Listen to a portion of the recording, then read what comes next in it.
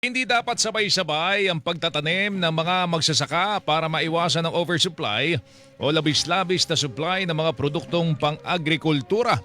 Ito sinabi ni Raul Montemayor, National Manager ng Federation of Free Farmers Cooperatives Incorporated sa gitna ng mga ulat na ilang magsasaka ang tumigil na ho sa pag-ani ng kanilang mga produkto dahil sa sobrang supply sa mga bagsakan. Nabubulok na lamang po yung mga yan.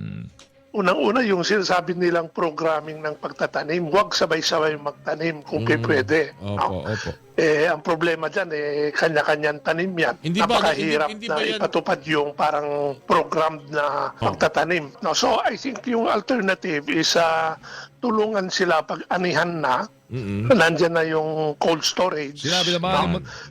Sinabi naman ni Montemayor na bukod po sa pagkakaroon po na sapat na cold storage facility, kailangan din ng pera ng mga magsaka para magamit muli sa pagtatanim at kanilang pangangailangan. Ngayong mataas ang presyo ng mga produktong petrolyo, tinatayang aabot sa 2 piso hanggang 5 piso ang posibleng itaas sa presyo naman ng gulay. Titingnan natin na sa presyo ng gulay, 2 to 5 pesos lang ang itataas dahil sa crudo.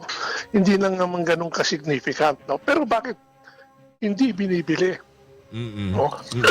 So mukhang unang-una yung oversupply nga, nagsabay-sabay ng ani.